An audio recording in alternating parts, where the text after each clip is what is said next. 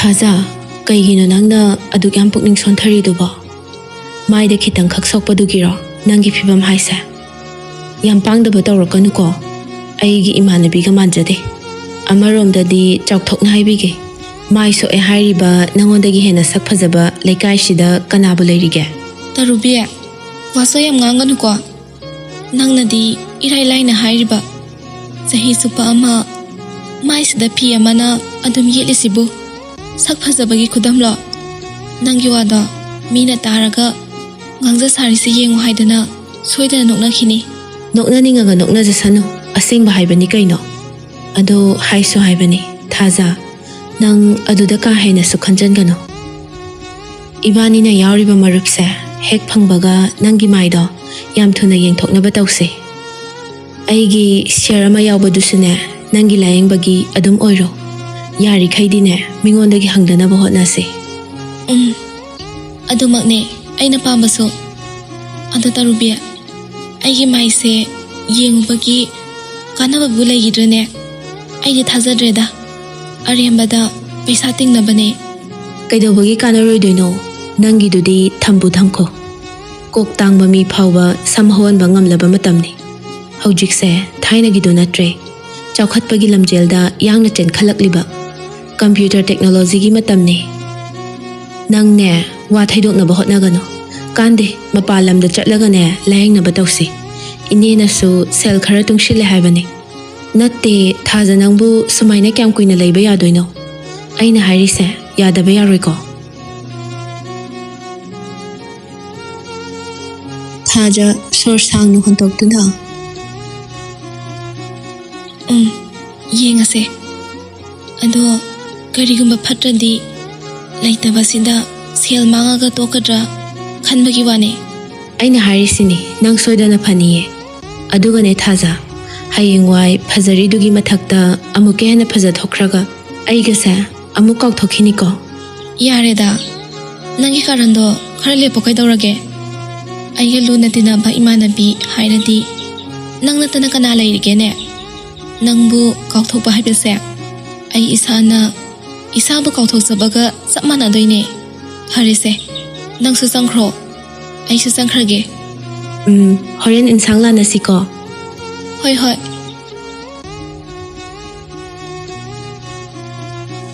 Asumna anidu ngang-ngangdana lakpana magi mayum yauduna changnakre. Thaja hangam hapa polangdu puthoraktuna manba hawi. Tanjaduda paridu makhutta khawa mayanduna changlaklaga Thazagi nakanda satpham tharai.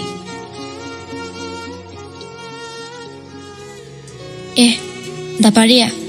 Kadai satluino? Chatteda, leida sum lakpane. Oo. Chak thongdorbo? Thongkhiroida. Hangamse hana manthoaga thamadi horen komidana. Ado chak ti nang thongdoi natro? Hoi, thongdoine. Aisu nong matangde nangna thongma chang do mahau yenghaludana. Is adugibu nongma ensang ahawba amadi yengthoaga loire kaino. Nong mata natine. Aidi ngasi mayekta yengningine. Ngasidi hangam thongdoine. Aduna hawroye. Kona ahawba amada yengse. Nangna khangdabam leire. Hinjang mahau yengba haibasidi kemta thaktabi kangsoi thongudagi hana yengadabane. Aduda hairaba mido hinjang thongba haire khangadabane. Kemta thaktana thongadi yamna hawrani. Hai, apangbi kaidawe hawruduno. Na chak phanayam thabasu thongbai damidunu thongadi adum hawtre. Chaba yadre. Aduga na chak phana hapkira hapoira. Thongbu hairabadine hawda hawdeba khaba. Ihe aidi warida kawredana. Thaza se loksela. Dapariya kaino sibo. Kaisu nateda. Nangna fi sabadane chanaba achapot kharaga enjang kharaga laibirakone. Daparia, kaidobogi leira ino. Adui saru, yumi oina la yu yadro. Ekhoi nene ibani khakzabani na enzang edi kaisu thoi dokte da.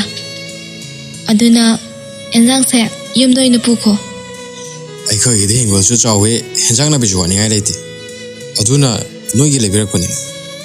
Adu oirasu Dapari na leira isidi noi da hoda bangaktani kaino. Aduna pukuo. Thaja. Nang si ke dorage. Ha. Nang si ke dor havano. She. Ayona singam da hayo. Nang ona karana kari hairage. Nang mahausa gi manmanade. Daparia, adugi natiye. Ayonda bu kanana kari haidoino. Nati thaja. Nang ne ngonda fanam haidon hindrobasu. Nangi mai thongda tari ba ningam da bagi mami dunu tai. Nang onda kari gamba wa khara leire haiba. Adu ai maram dudi hangoida. Daparia, nangna khalido onare. Ayonda nungai taba ningam da bakari sup leite ko. Aidi isam samnanda akhoi gi enjang yamna leiri haibagi wane. Sida Dapari na yamna nungai tandi khare. Enjang se lahorage. Ado matungdadi leibira kanuko. Awu mina ukraga ai bulana pauthokhini ba. Hojik pudi laudra siare da. Sa su sa firoi da wada. Kaida uduino laurura. Kaino Daparia, nang sorry ro. Saude da. Kaida u saur daino.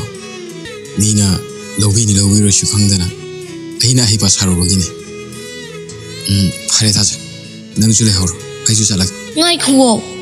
Daparia, nang na inakta la amaga kaisu leitaba wasigi waruraga chakhibado ai nungaite. Aduna insang do thambiramo. Daparina sabiroina khalasu ai hangam se hayeng thongage. Ngasi di Daparina pura ibe insang se oina thongage. Yaredana. Sipau sauribo. Pari pumnamakto fazinduna nokfet tawrai. Hai, apangwi. Nang ne shawar ni khali do. Ai ka su saudi ko. Ado hayeng ja bidru misi di jaw ko. Thazadu manga khazik nomduna.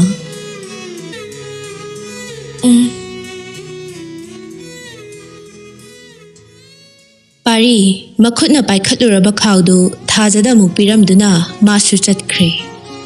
Sakhendi thazabu hek uruba mikuptagi ngasi fawba thabaka tafong khangdrabani. Kari hi aibu chenbano nupama bu asuk thina ngawhanbadi. Nungshibado thamoida lotuna leirambado pukning mahak khaktagini haiduna thamoida haktuna thamkhraba magi nungshi mamini. Sakhen sumphamlambadagi kanasu taklamda nahan thazana leiramba dukandu tamna prap lakle.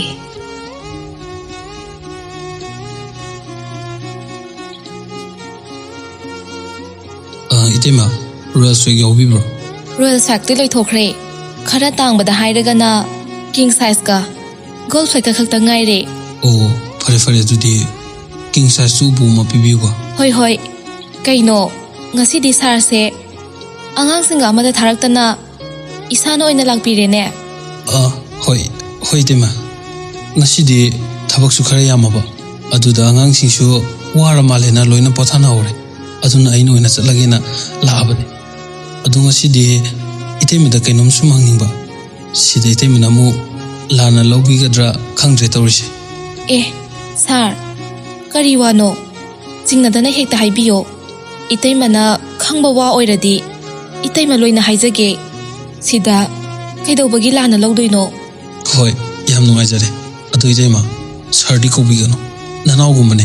Adu isharu Jamna ibungo na hekta kopio. Hera, adu nungaiteda. Nangna phana angang oirasu. Aduk sawa thaba ama pairibu itay manungaite. Itema karisu khanbigano. Aigi madusu itay magumane. Hoi. Ado nangna hangibu kaywano.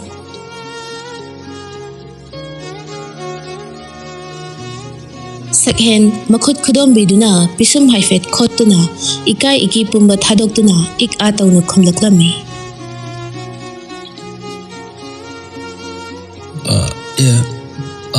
Itema warishe kainoni.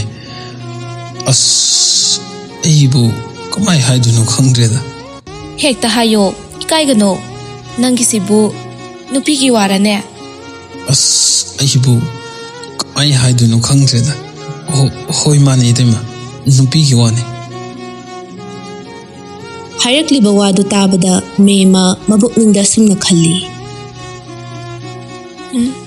ꯃꯥꯅ ꯍꯪꯗꯣꯏꯁꯦ ꯃꯅꯤꯡ ꯂꯩꯀꯥꯏꯒꯤ ꯊꯥꯖ ꯑꯣꯏꯔꯝꯗꯧ ꯃꯥꯟꯈ꯭ꯔꯦꯗ ꯑꯣ ꯅꯨꯄꯤꯗꯨꯕꯨ ꯀꯅꯥꯅꯣꯅꯦ ꯍꯪꯉꯣ ꯑꯩꯁꯨ ꯃꯃꯤꯡ ꯃꯊꯥꯒꯗꯤ ꯈꯪꯕ ꯅꯠꯇꯦꯗ ꯏꯇꯩꯃ ꯑꯦ ꯑꯗꯨꯗꯤ ꯀꯃꯥꯏ ꯈꯪꯗꯣꯏꯕ ꯅꯠꯇꯦꯅꯦ ꯅꯨꯄꯤꯗꯨꯒꯤ ꯁꯑꯣꯡ ꯁꯕꯥꯟꯕꯨ ꯀꯃꯥꯏ ꯇꯧꯒꯦ ꯏꯇꯩꯃꯗ ꯍꯥꯏꯌꯣ ꯀꯅꯥꯅꯣ ꯃꯁꯛ ꯈꯪꯕ꯭ꯔꯥ ꯌꯦꯡꯒꯦꯕ ꯑꯩꯅ ꯎꯕꯗ ꯃꯥꯒꯤ ꯁꯕꯥꯟꯗꯣ ꯃꯁꯥ ꯄꯥꯔꯞ ꯇꯧꯔꯒ ꯃꯁꯝꯗꯨꯅ ꯃꯈ꯭ꯋꯥꯡ ꯃꯄꯥ ꯌꯧꯔꯞ ꯇꯧꯕꯅꯤ ꯑꯅꯤꯔꯛ ꯑꯍꯨꯝꯂꯛꯀꯨꯝꯕꯗꯤ ꯁꯨꯔꯝꯃꯅꯤ ꯑꯗꯨꯕꯨ ꯅꯣꯡꯃꯇ ꯃꯃꯥꯏꯗꯨꯗꯤ ꯐꯖꯅ ꯎꯗ꯭ꯔꯤ ꯀꯩꯅꯣꯅꯦ ꯑꯁꯨꯛ ꯌꯥꯝꯅ ꯊꯦꯡꯅꯔꯒ ꯃꯃꯥꯏ ꯎꯗ꯭ꯔꯤ ꯍꯥꯏꯁꯤꯕꯣ ꯅꯠꯇꯦ ꯅꯪꯒꯤꯁꯤꯕꯨ ꯃꯥꯅ ꯆꯠꯈꯤꯕꯅ ꯍꯥꯟꯗꯅ ꯎꯍꯧꯗ꯭ꯔꯤꯔꯥ ꯅꯠꯇ꯭ꯔꯒ ꯀꯃꯥꯏ ꯇꯧꯕꯅꯣ ꯅꯠꯇꯦ ꯏꯇꯩꯃ ꯃꯥꯗꯣ ꯃꯇꯝ ꯑꯌꯥꯝꯕꯗ ꯃꯃꯥꯏꯗꯣ ꯐꯤ ꯑꯃꯅ ꯑꯗꯨꯝ ꯈꯨꯝꯖꯤꯜꯂꯤ ꯑꯗꯨꯗ ꯎꯗꯕꯅꯤ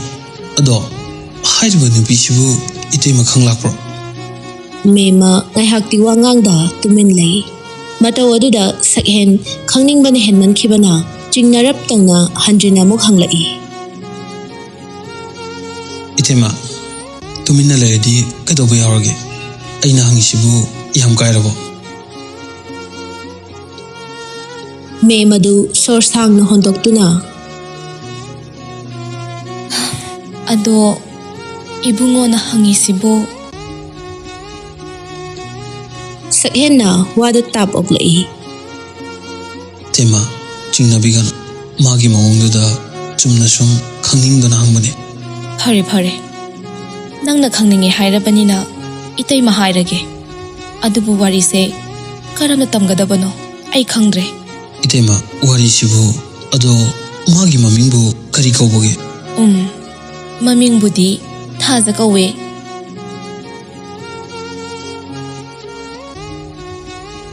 ꯃꯤꯡꯗꯣ ꯇꯥꯕꯗ ꯁꯛꯍꯦꯟ ꯁꯣꯟꯊꯥꯡꯅꯅ ꯀꯅꯥꯁꯨ ꯇꯥꯍꯟꯗ ꯃꯆꯤꯟꯗ ꯁꯨꯝꯅ ꯁꯣꯜꯂꯤ ꯑꯣ ꯊꯥꯖ ꯐꯖꯩ ꯌꯥꯝꯅ ꯐꯖꯩ ꯇꯁꯦꯡꯅ ꯅꯪꯁꯤ ꯑꯩꯒꯤ ꯊꯃꯣꯏꯒꯤ ꯊꯥꯖ ꯑꯗꯨꯒ ꯑꯃꯔꯣꯝꯗ ꯅꯪꯒꯤ ꯀꯔꯝꯕꯅ ꯇꯧꯅ ꯑꯩꯕꯨ ꯅꯅꯥꯛꯇ ꯑꯁꯨꯝ ꯆꯤꯡꯁꯤꯟꯕꯒꯨꯝ ꯇꯧꯔꯤꯕ ꯁꯛꯍꯦꯟꯒꯤ ꯃꯑꯣꯡ ꯑꯗꯨꯗ ꯃꯦꯃꯅ ꯑꯆꯤꯛꯄꯗꯨ ꯊꯨꯒꯥꯏꯔꯛꯇꯨꯅ ꯃꯥꯒꯤ ꯃꯃꯥꯗꯣ ꯃꯃꯤꯡꯅ ꯂꯩꯍꯥꯎ ꯀꯧꯏ ꯃꯁꯛꯇ ꯃꯆꯨꯗ ꯂꯩꯍꯥꯎꯗ ꯂꯩꯍꯥꯎꯅꯤ ꯃꯆꯥꯅꯨꯄꯤ ꯊꯥꯖꯒꯁꯨ ꯃꯁꯛ ꯑꯣꯟꯊꯣꯛꯅ ꯃꯥꯟꯅꯈ꯭ꯔꯦ ꯁꯛꯅ ꯐꯖꯔꯤꯕ ꯋꯥꯉꯥꯡ ꯈꯣꯡꯗꯥꯅ ꯅꯨꯡꯁꯤꯔꯤꯕ ꯂꯩꯀꯥꯏ ꯑꯁꯤꯗ ꯂꯩꯍꯥꯎꯒꯤ ꯃꯇꯧ ꯇꯝꯖꯧ ꯍꯥꯏꯅꯔꯤꯕꯅꯤ ꯑꯩꯒꯤ ꯑꯉꯥꯡ ꯑꯣꯏꯔꯤꯉꯩꯒꯤ ꯌꯥꯝꯅ ꯂꯨꯅ ꯇꯤꯟꯅꯔꯛꯄ ꯏꯃꯥꯟꯅꯕꯤꯅꯦ ꯃꯇꯝꯗꯣ ꯊꯥꯖꯅ ꯆꯍꯤ 3-4ꯒ ꯁꯨꯔꯛꯄ ꯑꯗꯥꯏꯗꯅꯤ ꯐ꯭ꯂꯥꯁꯕꯦꯛ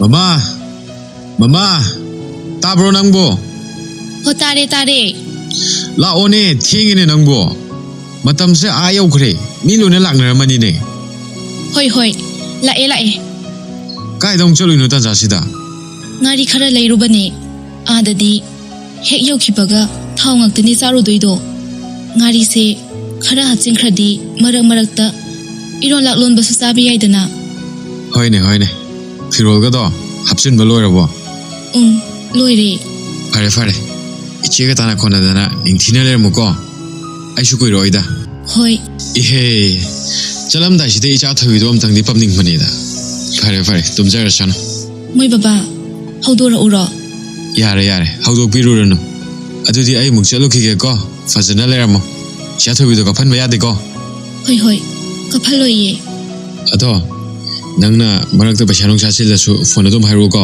ꯑꯩ ꯃꯤ ꯊꯥꯔꯛꯀꯦ ꯍꯣꯏ ꯑꯗꯣ ꯃꯣꯏ ꯕꯕꯥꯁꯨ ꯑꯁꯣꯏ ꯑꯉꯥꯝ ꯌꯥꯎꯗꯅ ꯐꯖꯅ ꯆꯠꯄꯤꯌꯨ ꯑꯩꯗꯤꯅꯦ ꯊꯧꯕꯒ ꯆꯠꯇꯣꯏꯗꯣ ꯄꯨꯛꯅꯤꯡꯁꯦ ꯀꯌꯥ ꯂꯨꯝꯗꯦꯀꯣ ꯃꯥꯗꯨ ꯌꯨ ꯊꯛꯆꯤꯜꯂꯒ ꯀꯥꯔꯟ ꯌꯥꯝꯅ ꯇꯥꯏ ꯍꯥꯏꯅꯕꯅꯤ ꯃꯥꯟꯅꯕꯤꯔꯨꯅꯨꯀꯣ ꯍꯣꯏꯗ ꯑꯩ ꯂꯣꯏ ꯈꯪꯉꯤ ꯀꯩꯗꯧꯔꯒꯦ Khangi hairaga nangi haunabi brang saugat bido tawganu. Maduni aine yamna pakhatlise. Sauroida maram leitana mi bek da pusau sawa yabro. Fare adade chalo ki ko ise da chu khara haibiyo. Adubudi la aga adum tamage. Fare chalo ki ko.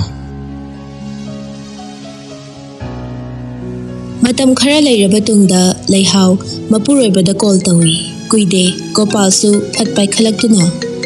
Hello. Moi baba. Haune ke haininge nangbo. Moi baba hujipu thabak suribo. Suru bane. Hojipudi jangai ye. Ado isha Thoibi de na yaugde ko. Hoi yaudi ye. Ado moi baba na isa Thoibi gi wajabasidi kari da hairuni. Aikhoigadi no mata ningsingbiba nateba. Hai kaino ni masibo. Chagi haibada nangi ju saru yauri bane. Hoida phagi tawbane. Pharese ai ngaktang chak chagi ge. Ado nangbu ka haininge phone tori sibo. Kaisu budi laiteda. Ngarang do aigi manglanda baba se yang wana uramba. Aduda kaidoba yauraba jano haidana sumda sum tawropane. Hera mangdi wabu ai kaisu tawde ko. Wakhal do yam hena su kanjan gano. Hoi ado moi baba su nasado narakani sang naina tumba jaba tawbiyu ko. Hoi pharese ai sune thabak sek loiba ga la da bane. Thabak tu bu kayam watlige loidoba. Yam dreda thama khai mukti legi doi male. Ado ine heng tholakoda nangi kele biyo ba. Aigidi leibidrasu yareda. Wahaiduna penjare. Yade leidoine. Iwani ne ngasi fawba asukui ne yum palak pasida. Nangi ne haiduna aine ngasi fawba kari kuma masak thokba ama fawba leiba ngamdriye. Ado handakti soidana lairada bane kaino amade. Pharese aishu thame ko. Hoi thamo. Present day wari se lina mema mapira chelai adubo makhazai ani yaudringaida makhutuna phat taihthoktuna wadu makhatarai.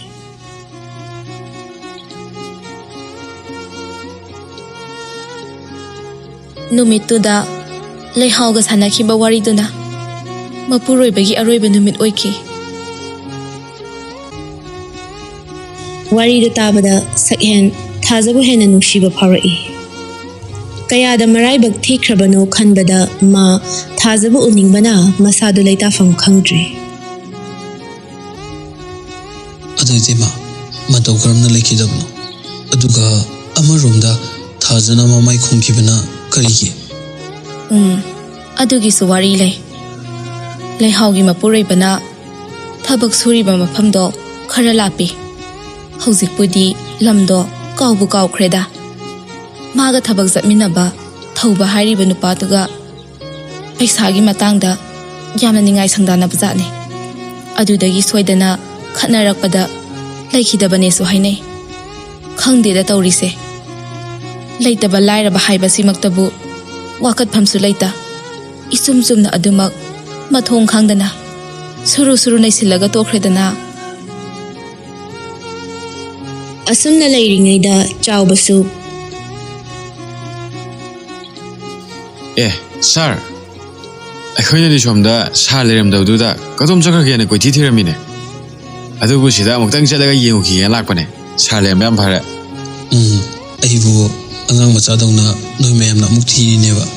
Hoi ai haibudi haramdre. Ta chabu hoi potana obududa churupse legen adum laabane. Aduda tan charena itemeda wari amasum hangambanida. Hoi sir. Chawbasu wa makhatadi sakhen hangliba wadu thazagi wa oiramgani khanduna nakanda leiriba tuladuda tapna famthai. Itema makhata biro. Memana warido makha samtharai. Hoi mapuroibana leikhidraba matung sahi amamuk hairakpa adaida numito Laikai sida lila ama lei haidana mi ayamba chatnakhiba tanjani nongsu thili chui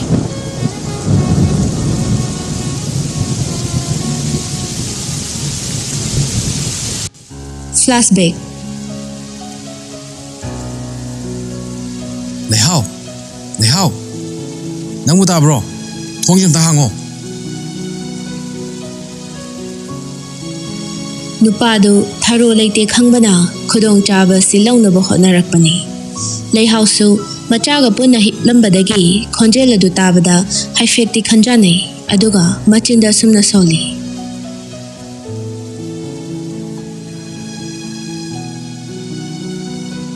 Kanano ne asu thenga kansida aikhoi gi inamadubu lila yengphangdaga kaidaba yorapasano aibu thongse hangdoga yengsirane yengaroida.